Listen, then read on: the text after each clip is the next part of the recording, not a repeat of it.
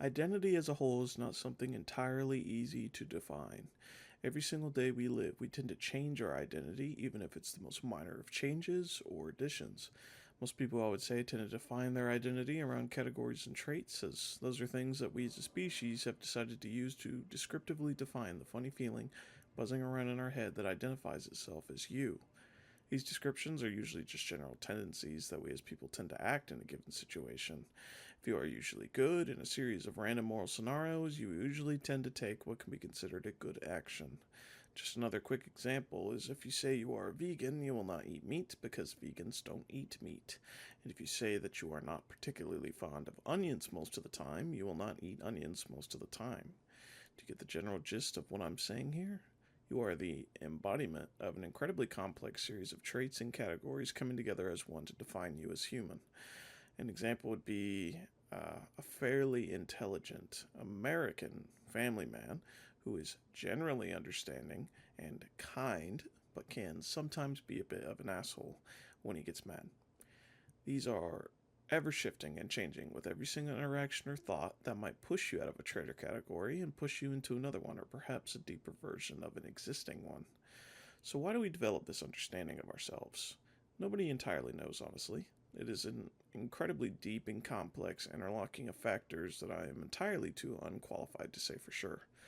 Honestly, I think most people, including academics, would probably have a relatively fuzzy understanding of this social concept as it varies culture to culture and society to society. So, for the purpose of this video, I'd like to focus on a specific part of identity known as self concept and self image, because I think out of all the factors at play here, this one is particularly important to the game of Fear and Hunger, as well as its sequel, Fear and Hunger Termina.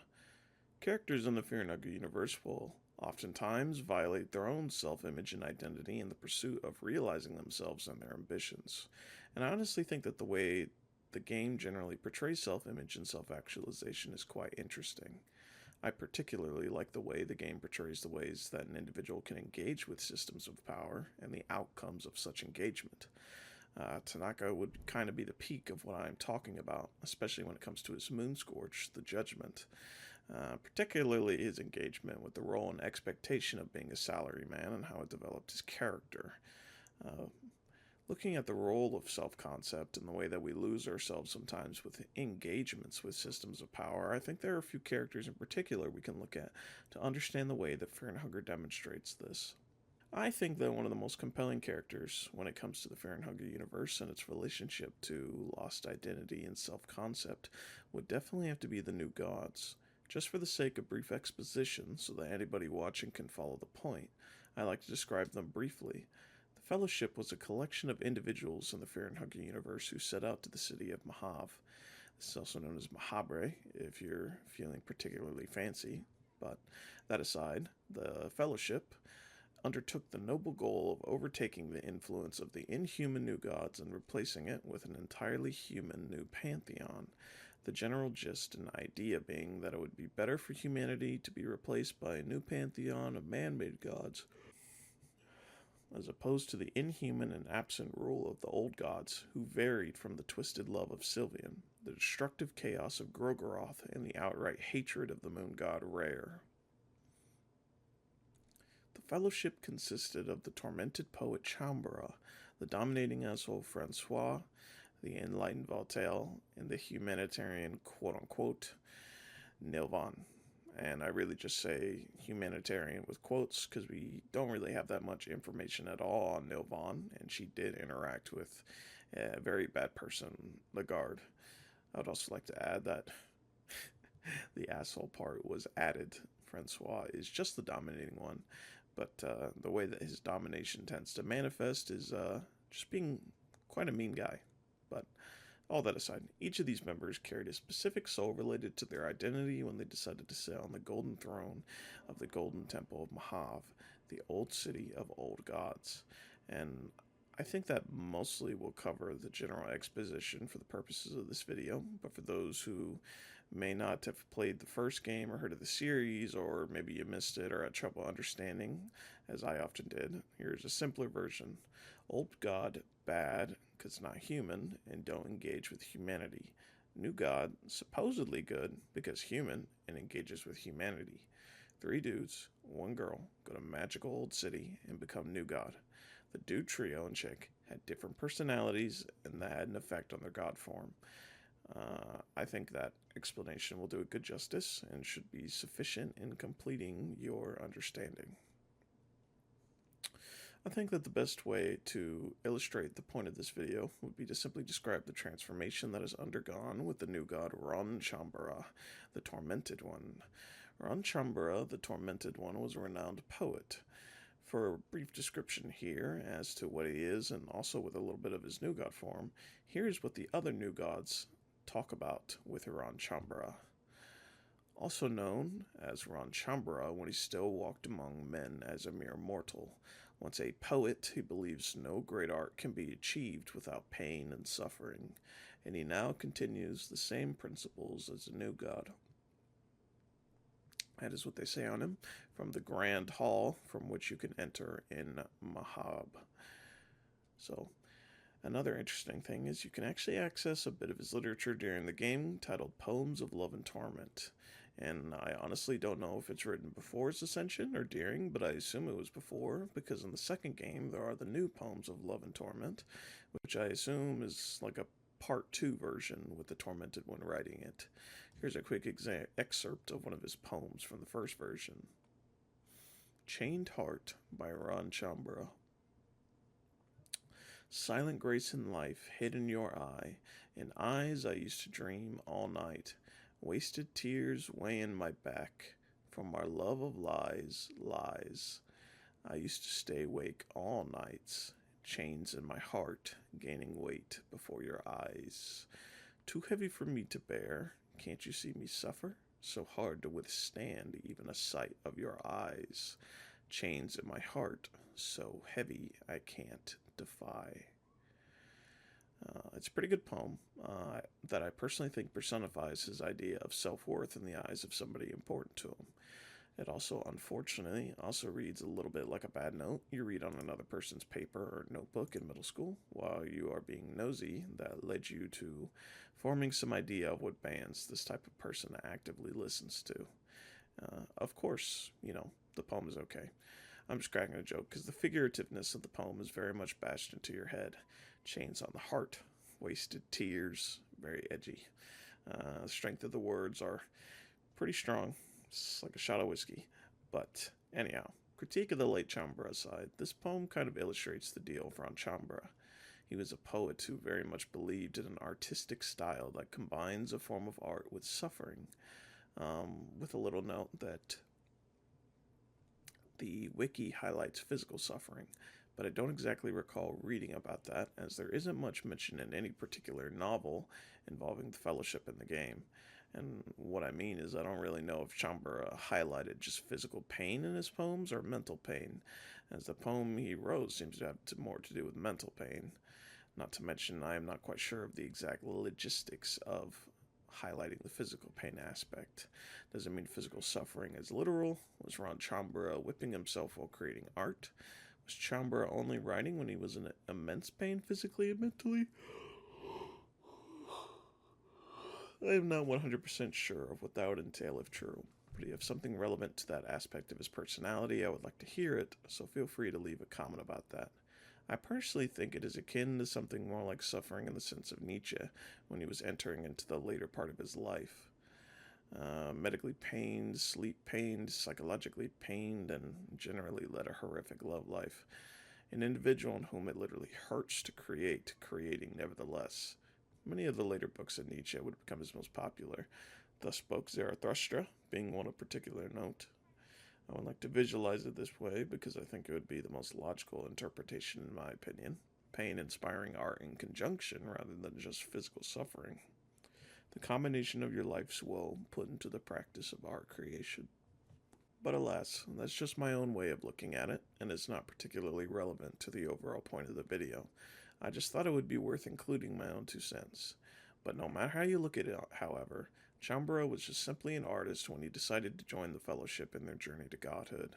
While Chambara certainly must have held suffering in high value as a tool to art creation, He definitely would have understood that the art product was the result as opposed to the input of suffering. The tormented artist is quite the classic trope in media.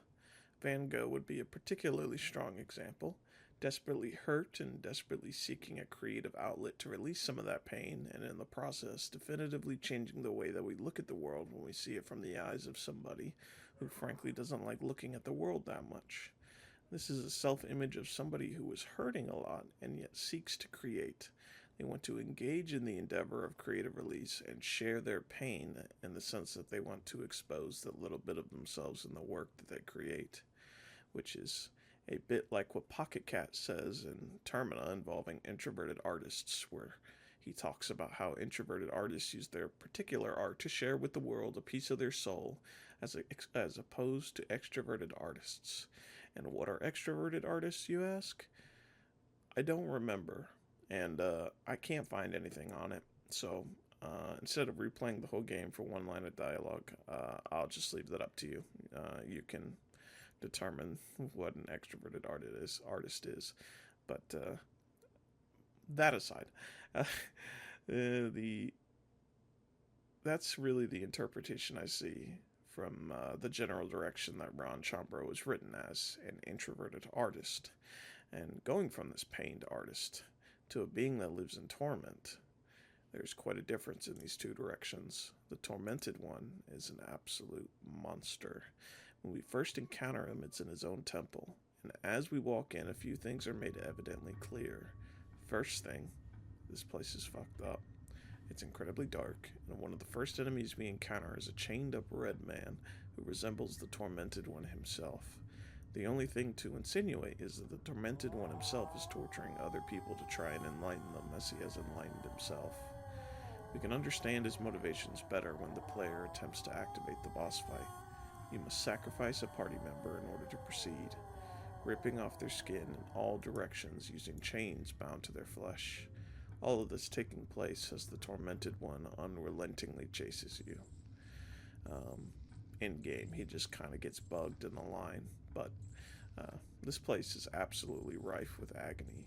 The red men live in the dark as the agonizing torture, oh my god, of the tormented one rips apart the body and psyche.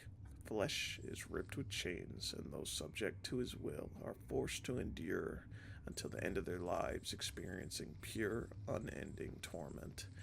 We must also take part in the collective agony if we seek to advance towards our own ambitions, and sacrifice either a party member or a semi-living husk to join in the pain.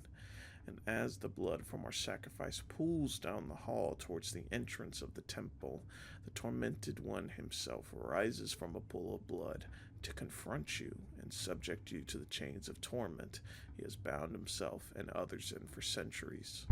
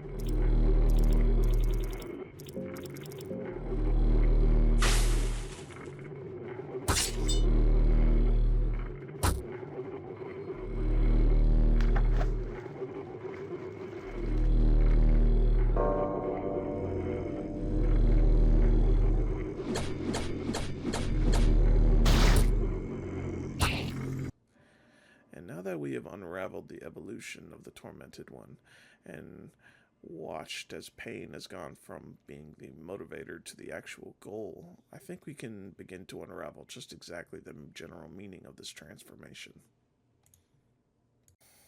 I think a good place to start with that would be a simple summary from a character perspective. A pained artist partakes in a collective effort to become more powerful, and in the process loses the creative aspect of his suffering in favor of just pure suffering. The input has become the output, and the original nobility of pain has been flooded with depraved agony. I think the messaging here is particularly powerful. I think something that properly illustrates this messaging would be asking the question what exactly an artist's role in society would be. You must make money in order to be alive. That is the most obvious thing all people realize upon turning 16. You need to eat, you need to sleep somewhere safe, you need to be clean, and you need safe water to drink. So the question arises how exactly does one survive with talents that are not appreciated by most companies? Even with what we consider to be the most practical form of art creation, like graphic design or animation, these are still subject to the same problems as other artists are. As animators put creativity into work but follow a direction and timeline, while same with graphic designers, but even more so usually. I'm sure after all that, graphic designers of the nasty ass corporate art style are assuredly incredibly happy with that style and do not hope at all to differ from that style. It's just so beautiful, but alas, all artists are subject to the same dilemma. They can make the purest form of their creation and honestly just hope that their creation matches the ever-flowing current of public acknowledgement, however unlikely that may be, or they can seek to do as the graphic designers and animators must do, which is change their art to the eye of public acknowledgement or even worse, corporate acknowledgement. While certainly granted a venue for creative output to be appreciated on a larger scale, at what point exactly do you think the pure creative output becomes watered down? Where do you think the purpose of the art shifts from simply creating something for the sake of artistic or self expressive value to the purpose of money value? Artists are subject to the same stifling system that the rest of us are. We must be made into a mold that is most suitable to our particular organization of choice and circumstance, and whether that mold be tight or loose, it remains a mold nevertheless.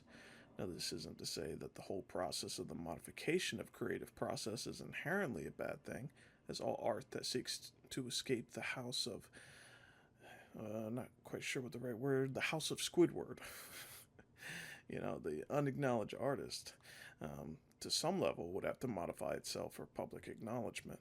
But I think that the act of it is really what we are just looking at here. Now take all of what I just said, think of how exactly somebody would be feeling in that position, and apply that logic to Ron Chambra. I think it's safe to say that Chambra would be more the type to take a systemic approach. After all, he decided to embark upon the path of godhood, which is the most systemic approach you can take to anything. It is obvious that he has lost some of himself in his ascension, just as all the others have. Seeking to enhance his own creative medium and spread it, he seems to have lost something important in translation. You have an artist who believes in the combination of pain and creative input to produce a great piece of art. His particular medium of choice would be poetry. Now let's look at poetry as a whole medium. What the fuck are you supposed to do as a poet? Get a poetry job? The hell is that? you know, maybe you could publish your stuff in a magazine or book, as a lot of poets do, and get a cult following out of nowhere, or be like the other poets who get their content published on a regular basis, who have to consistently modify their medium just to fit into the mold of what is most likely an incredibly niche group of people. No matter where you were as a poet in history, you had the same dilemma as other artists. You can either get a big boy sponsor, be that a noble in the past or a small company nowadays, and have your medium watered down or directed, with the alternative being, of course, that you make no means to live off your art and become forced to pursue it as just hobby, even if you find it to be your calling. I was actually looking at the day jobs of poets as I did this video, and most of the greats we see actually just picked the second option. Walt Whitman, for example, was a printer, school teacher, and a variety of other fairly ordinary jobs. The writer I mentioned earlier, Nietzsche, was a professor and a soldier for a while, and then just was kind of broke. Kind of explains the torment that inspired the kind of frenzied writings of his later work. But that aside, let's return back to the topic at hand, and let's look at the plight of the artists on both sides when they are in the bad aspects of these scenarios.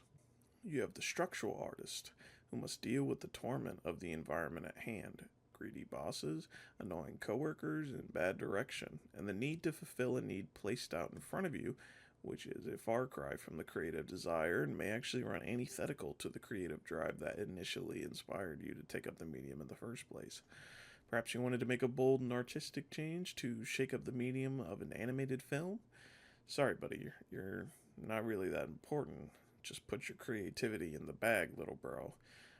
You see this type of stuff all the time. Anime and game studios with their bullshit time schedules forcing artists to create these works in incredibly restrictive time scenarios to meet the desires of public and shareholder expectations. It fucking sucks. You have a deep passion in your heart that you seek to do no matter what, and they know that. They will grind your artistic soul to dust until the medium or artistic creation becomes synonymous with the agony of systemic production. That is the plight of the tormented systemic artist, to live as a living and walking cog, churning out a product day in and day out for people you will never know the smallest details about. And as for the unacknowledged creative, he suffers from the heavy burden of individualism. You refuse to take the road that will allow you to easily pursue your passion as a career, and you must suffer as a result. Unacknowledged and broke, you will spend your days desperately trying to clear time for a passion that doesn't produce a tangible or a monetary result for a better life. Maybe you'll be the next star, or maybe you'll just be the next 2-follower TikTok art account Andy with 0 views on every video that pops up in a guy's feed who thinks, yeah, this is kind of dog shit, and moves on. In a society that further dilutes art, you'll be left ever to wander. Works you do not care about will take the lead, as time spent on creative work will be a direct inverse equation to the green number that pops up on your bank account every 2 weeks. Now that we see the tormented artist, let's return back to the Dungeon of Fear and Hunger. Ron Chambara, renowned poet to a simple sadist. How exactly does this relate to what I've said? Well, my friend, look at it this way, as I said from the very beginning. Ron Chambara, the non-new god, I would say, could be a pretty strong metaphor for any artist with a strong vision entering our society. After all, at this point, he was just a simple human. While we do not exactly know what kind of man he was or his relationship to the structure of society he had, it also doesn't really matter for the sake of this metaphor. No matter who you are, the problem of burning away the soul of your work will arise. Now let's look at his choices. He decided to join the Fellowship in seeking the city of Mahab. Now in terms of the world of fear and hunger, Mahab literally is Mr. Powerful System itself, the center of the unknowing, unacknowledging, and downright spiteful old gods who have nothing in common with humanity. In fact, they barely acknowledge you. Even in one of the endings of Fear and Hunger, Gorgoroth, the god of destruction, says that humanity shares a common shape, in spite of the fact that it varies a little between humans. If the humans could see this common shape, it would shatter the individual mind. The niceties of your life, the characteristics of your personality, the thing that you are, melted away by their eyes into a uniform shape. Sounds quite similar to those who stand in higher positions of power, observing you as something from which an advantage can be gained, as opposed to an actual being. And Chambara very firmly interacts with the system. In fact, seeks to be, I guess, promoted within the system. And that's kind of part of the design. Both company and old gods are beings unknown with all of the power over your life, making decisions that you cannot comprehend. And now that we see exactly where Chambara stands in relation to this horrible institution of power, let's examine how his change took place. What exactly is the process from which one goes from man to God? Now, we know that when beings ascend, they usually are condensed into a clearly defined version of themselves, and it's usually not defined in a particularly positive way. The protagonist, Kahara, becomes a god of wanderers despite wanting to have an established family. The protagonist, Darcy, becomes a god of domination, in spite of the fact that she initially fought for the captain of a mercenary army, Lagarde, who supposedly rallied against the unjust systems in place. The protagonist, Ragnvalder, becomes a god of violence, reveling in his own miserable life and the ability to make others miserable, in spite of the fact that he sought to avenge his own family and overcome the unfortunate circumstances of his situation. The protagonist, Enki, sought to use knowledge to liberate himself, and yet found only suffocating isolation awaiting him. All of the protagonists ended up being defined in a way that is honestly quite antithetical to their original identity, And even within the antithetical identification, they still are defined quite poorly in a moral sense. Establish wanderer, domination god, but the worst kind of that, violence god, but the worst kind of violence, not even righteous violence. And, keeping that in mind, we can return to Chambra and his ascension. He shares quite a few similarities to Ragnvaldr. In fact, I would say that they have become different flavors of the exact same.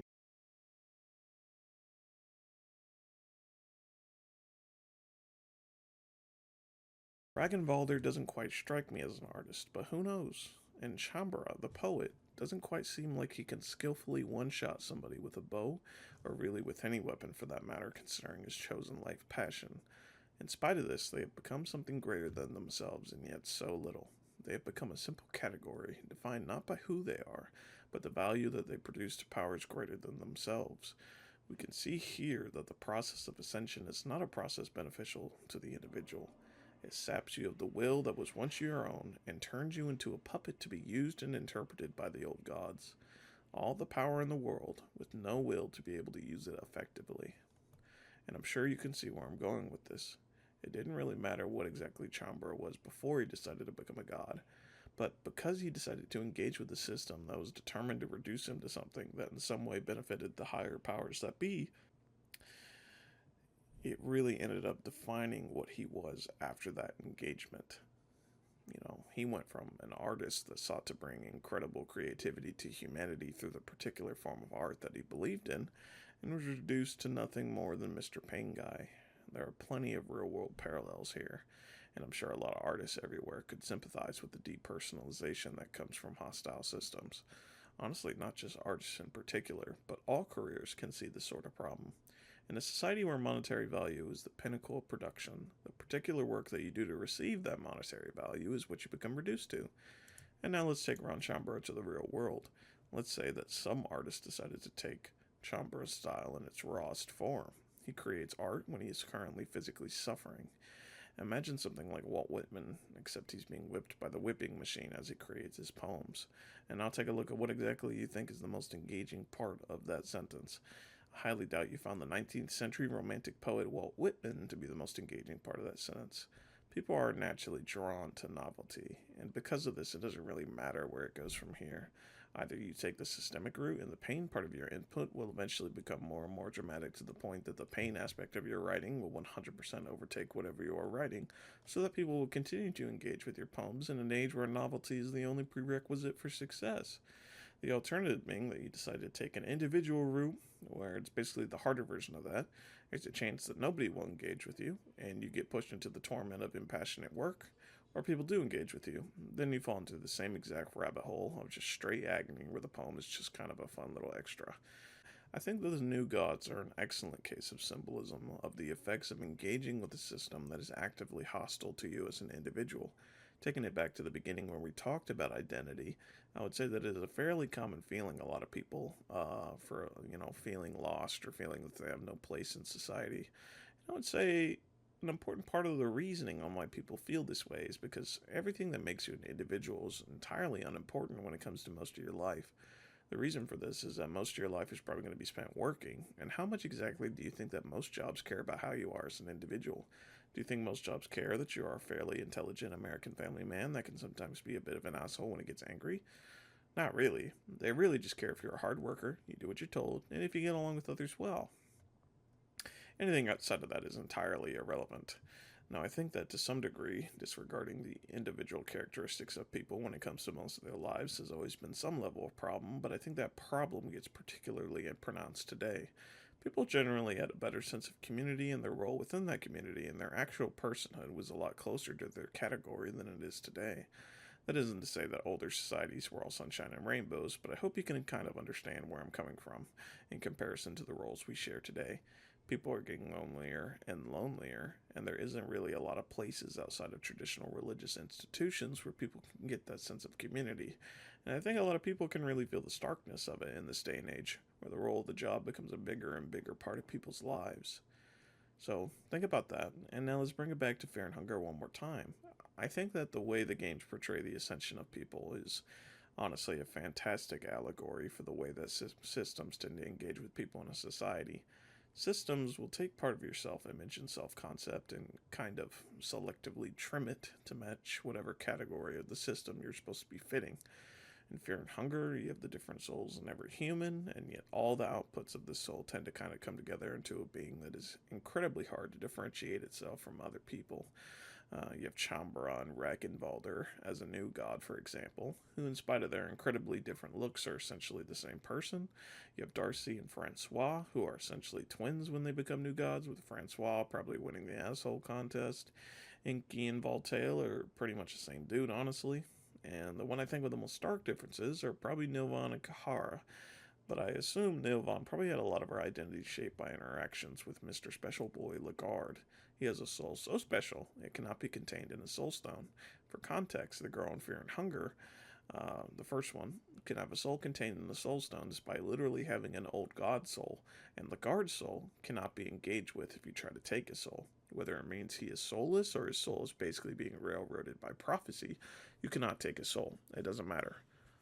All that, with the point being, engaging with that guy is a guaranteed way to deviate from the intended purpose of the soul, which Kahara probably represents what Nilvan was before she met Lagarde.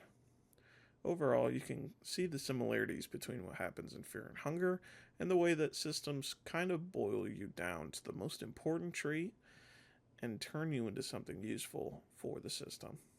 Now that we've talked about the ascension of the new gods and the reduction of their character to a simple interpretation of the old gods, I think it's about time that we talked about the exceptions.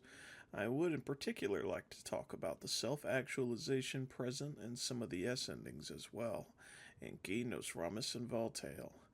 I think that when we look at those that deliberately forsake the power of the old gods in favor of realizing their own ambitions, I think we can begin to see a positive picture. Let's start with the most important example of this with Ragnvalder's S ending. Forsaking the power of the Golden Throne, Ragnvalder goes on to wipe the dungeons clean of any hostile and evil monsters present within. This would be a strong example of his self-actualization in spite of the systems in place, and in spite of his troubled upbringing where his entire family was slaughtered by the mercenary Captain Lagarde. Ragnvalder would go on to avenge his family and fulfill his goals. I think we can look at this as an example of those people that are able to glean something good out of system engagement. And going back to real world examples we talked about, an artist engaging in the system and losing a bit of their direction, now let's talk about a good outcome. Perhaps they take a position with a larger company, and even though they still have to follow some of the initial guidelines and directions from higher ups, they carve out a space where they are allowed to still significantly influence the creative direction of the work that they do. Thus, they would be telling a tale quite similar to the tale of Ragnvalder. They come into an aspect of the world that is overtly hostile to themselves, take from it what they desire, and leave with their identity and dignity intact. I think Fear and Hunger tells a nice story here, and it serves as a nice contrast between the new god of ultraviolence and the god of ultraviolence. Let's also look at somebody who has a bit of a closer tie to the actual new gods themselves to understand this concept even further. Those who have deliberately decided to forsake the intense power and influence of the Golden Temple. Let's look at the characters Nosramus and Enki. The way that the game tends to portray these two is particularly powerful when we factor in Valteil. In Enki's S ending, it is required to slay the new gods and speak with the Enlightened One in the present version of Mahav. And what he says here is particularly powerful. In his depression, he initially talks about how humanity will never be able to overtake the influence of the old gods. He talks about how they have made a mistake, and that there was only one of them that was able to see the actual truth of what ascension means, Nosramus, the only member of the Fellowship to actually forsake the Golden Temple. Instead of sitting on the throne, Nosramus says he used a soul anchor to bind himself to the plane of existence while still being able to see his inner reflection in the green hue and gain some of the knowledge of the old gods. Enki eventually goes on to follow in Nosramus' footsteps, and we see in Fear and Hunger 2 Termina that he actually writes some of the books on the old gods that we used to create sigils in the second game. And looking at the broader picture, Enki decides not to engage with the system of old power, but instead just glimpse at it to understand it. and goes on to use that knowledge to spread information about the old gods in hopes of educating people on the matter from an academic perspective. And when looking at his new god form, Whitehead Cage talking about the suffocation of the knowledge that he knows, and contrasting that with the truly enlightened form that he takes in his S ending, we begin to see an incredibly stark picture. And keep this picture in your mind and let us continue our story of the Chambra clone in the real world. Let's say that the aforementioned artist takes the more difficult road of not engaging with the systems of power to get that direct way to obtain a living from his passion. Perhaps he looks at the positions of those that are taking a similar path to himself and analyzing what they do to be able to survive. Maybe he'll start a small business where he creates a transaction out of his passion in a positive way. Or maybe he will contract out his passion to various publishers or really anything that allows himself to maintain independence. There are plenty of routes available that would allow him to make minor sacrifices to his creative vision in order to keep his passion for creation. All in all, this spells a very happy series of events, both in and out of game. And when we contrast that fairly positive tone of events with the enclosed, closed-minded, and incredibly suffocating nature of somebody who has completely lost themselves to the system, we begin to see a stark divide. Those that are suffering from the system at hand only do their passion to work. What was once the light of their life has become their tomb, and they will do it soullessly, over and over again, until they eventually die, having lived an empty life.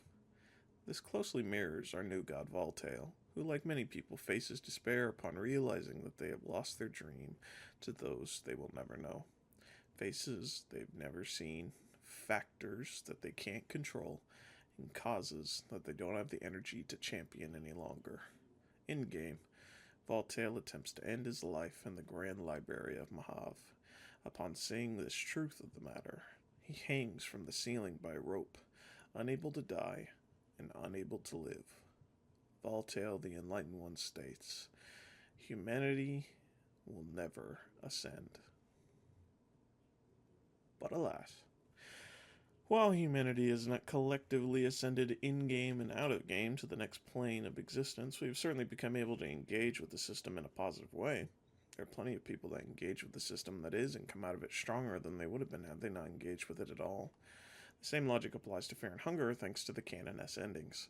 Enki eventually treads the path of true enlightenment, while Ragnvaldr obtains some peace, having known he avenged his family. Darcy, in spite of her incredibly flawed self-actualization, has managed to take from the dungeons what she needed, and the only protagonist to actively lose to the dungeons, I would say, is Kahara. The reason I say that is due to some evidence about how the S ending for him is a question mark, and even in that ending, it talks how he's drawn back to the dungeon every single day. And I think it's heavily implied he took the girl down to the deepest level. But even his sacrifice doesn't break the bigger picture of positive engagement, and I wouldn't necessarily say he loses, quote-unquote, to the dungeon, as eventually the girl would prove vital to humanity going down the path of self-determination. So even though Kahara didn't come out of that engagement particularly well for himself, he still didn't lose out with the entire interaction in mind. But really, with all of that said, I just want to say that, like the protagonists of Fear and Hunger, please do not lose yourself in the pursuit of your passions. Try your best to maintain the dream that you had before engaging with the powers that be, and don't lose yourself in the hopelessness of engaging with harmful institutions. Make some minor sacrifices, explore all available opportunities, gain the knowledge necessary, and make the informed choices necessary to achieve the goal that you have set in mind so you can live a happy life. Take the cliche lesson of being yourself to heart, and maintain a strong and positive self-image in spite of everything. Unless you are Lagarde or Darcy, who are just naturally massive pieces of shit. Don't self-actualize harmful aspects of yourself into all this, and don't be Sigma McGee and try to take over the system to make it fucking worse. Like, why would you do that? People suffer enough as it is. Don't make it even worse, please. Be good and do good, alright, people? And with that, we have finally reached the end, my friends, and I just... sorry. I'm tweaking out because so much speaking, and I try to maintain my best speaking voice throughout the entire interaction, but, with 21 pages of work here, it's quite difficult. Especially when you're trying to maintain some dramatic tone and not just mindlessly list it off while having a naturally dry voice. So, yeah, but we have finally reached the end, and I just wanted to say thank you for those that actually tuned in for the whole thing. This is my first time actually writing a full script for a video, and my first time in a long time writing a proper analysis of a piece of media. I haven't been in the writing game for a while, and I'm quite rusty. That aside, I would just like to say that the reason I went through all this effort to kind of analyze this game is for a couple reasons. The main one is I don't really see a lot of people look at games as a kind of storytelling device with messages that you can interpret in your own ways, and I think that's pretty important. You know, when people create stuff, they usually create it with some kind of purpose in mind and some idea of a story that they want to tell. And it is always a good idea to analyze stories the way they are constructed, the way that they are presented, and the way that they push out their message so that you can kind of get a greater understanding and appreciation of the franchise. It's kind of like how people pull messages from games like Fallout New Vegas or Dark Souls, Elden Ring, and stuff like that to get a meaning that actually says something about the world that we live in. And you know, I just thought there was a lot of lore stuff with Fear and Hunger, and I certainly love all of it. I remember I watched a lot of that stuff when it came to my own video, and I certainly saw some good analysis of the game. I just didn't really see anything from a storytelling perspective like how I saw with other games. I remember I watched this metaphorical analysis of Majora's Mask recently by the Creepy and the Cozy. And I really enjoyed it. So I was just like, you know, Fear and Hunger is a game with a lot of lore, dialogue, and world building. So I just like to break the game apart and see what it says as opposed to just talking about the actual story itself. And I just wanted to give people something I always wanted to see with this game, which is a critical analysis of its contents. But with that being said, I hope you guys really enjoyed this video, and I definitely plan on making more in the future, but I will say the majority of my content is going to be the streams that I produce. I try to stream every day when I'm actively going through a game, and then once I'm done with a game or a franchise, I'll try to make an extended video on it. But with that model in mind, I hope you guys can please engage with the video, you know, subscribe, comment, like, all that jazz, and please come check out the streams. Even if you don't engage with the video, thanks for tuning in. You know, gotta get that watch time up. But I recently got all my shit fixed on my stream, so I'm hoping I can interact with you guys on there. But with that being said, if you have a game you would like to see me play and analyze, please let me know down below, and thank you for tuning into the whole video, and you guys have a wonderful day.